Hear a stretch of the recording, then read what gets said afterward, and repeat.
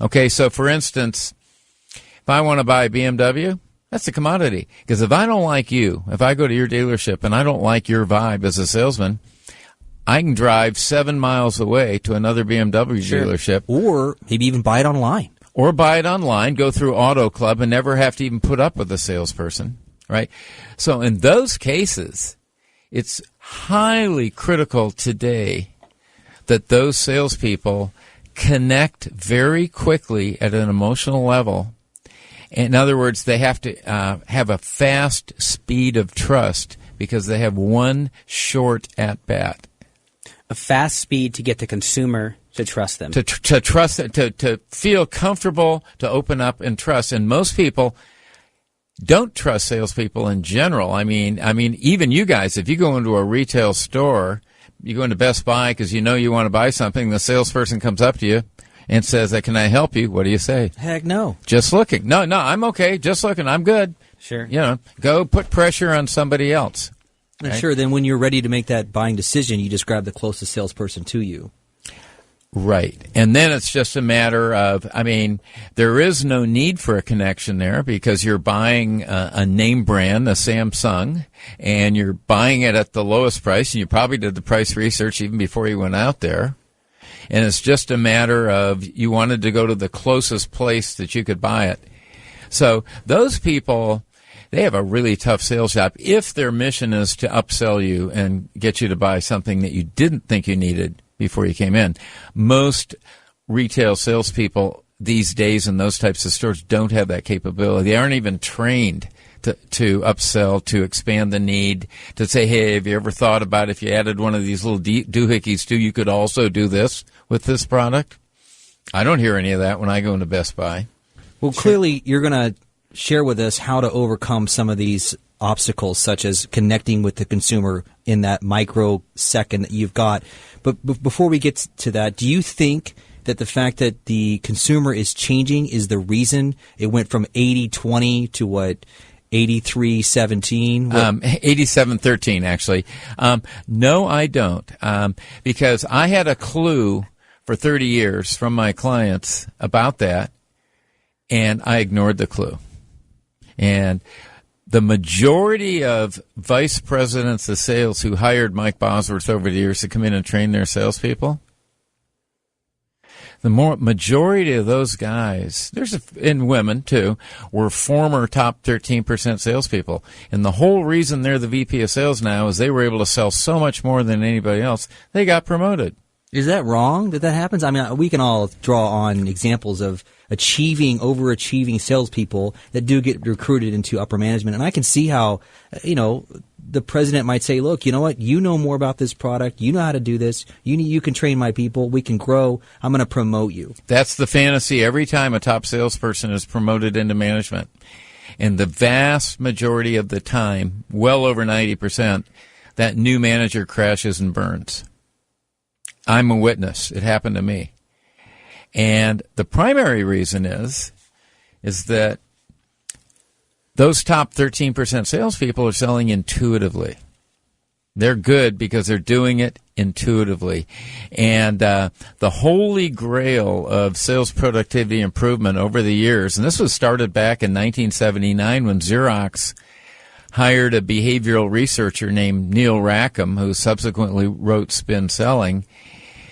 Xerox realized that this 80-20 condition is killing them because each year they're taking their top performers out of the field, putting them into a management position where they crash and burn.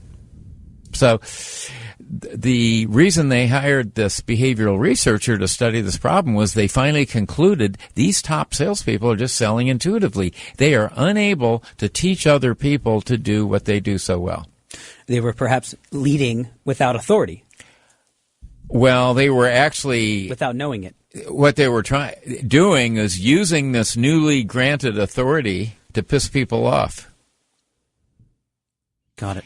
Because when they're promoted, the whole reason that top salespeople are so good is because they are able to get people they have no authority over to change. To volunteer to change. To volunteer to change. Because when I'm a salesman and I walk into a company, they don't work for me. Sure. The only way I can get them to change is to get them to volunteer to change. So, Mike, we talked a little bit about leading without authority. You've got 12 points on here. I'm sure there are many, many more. But the one that I think we should talk about first is your expertise becomes your worst enemy. And that's also counterintuitive. One would think the guy who knows the most about the product is going to do the best. What's going on with that? Well, as I mentioned in the first segment, that Xerox hired a behavioral researcher in 1978 and 79 to study the top 20%, because since they sell intuitively, can a behavioral researcher observe enough of them and find enough commonality in their behavior that we can codify what the top 20% do and teach it to the bottom 80%? Sure. That's been the holy grail of sales productivity. Kind of like the Millionaire Next Door, where they looked at the millionaires and figured out what they were doing. What did they do? Yeah, what did they do? So let's emulate the very talented. And in his research, Xerox was a very structured company back then, and they would get, because of the company name, they could recruit the top 10% of the top 10% colleges, and they'd bring these new batches of salespeople in. Probably 6 times a year, they'd bring in another new batch of new recruits, and they'd put them through 6 weeks of training, kick them out of the nest, and say, go sell for Xerox. And Neil Rackham tracked their performance, and they would steadily get better every month for the first 18 months, and then they'd peak and their performance would drop dramatically, shortly followed by their morale. And you could set your watch by this. Every new batch of kids would come in, get better and better and better, 18 months peak and crash. And finally, Neil Rackham figured out that was in that case, in that sales force, it took those new hires 18 months to become experts. It took them 18 months to become experts at every combination and permutation of customer problem out there that their Xerox product set would line up with. And so on the first day of the 19th month, prospect would get, a few sentences out about his problem, and the salesperson would immediately know exactly what they need and tell them, we've seen this problem 100 times. Here's what you need. You need one of these, one of these, one of these. And human beings hate being told what they need by other human beings. And when I train salespeople, they're a little skeptical when they first hear this. And so I say, all right, on your next break, go call your spouse or your partner and give that person 2 or 3 you need tos on the phone in 30 to 60 seconds and see how they take it. Are you responsible for a few divorces? Is that what you're really leading down to? Yeah. But the point is, if the person who in theory loves you more than anybody else in the world won't take it when you say you need to, why would your customer or your prospect? From stranger, yeah. From a stranger. And luckily, when I was a 28-year-old salesperson, I had the intuitive good sense, since I was calling on 40 to 50-year-olds, to not tell them what they need. And even though I knew what they needed, I was just, I think, differential just because of the age gap. And so once I said, I'm from Xerox and I'd like to meet your materials manager, and the materials manager come out, I'd say, can I share with you a story about another materials manager I'm working with? And they always said yes, because human beings really cannot resist a story.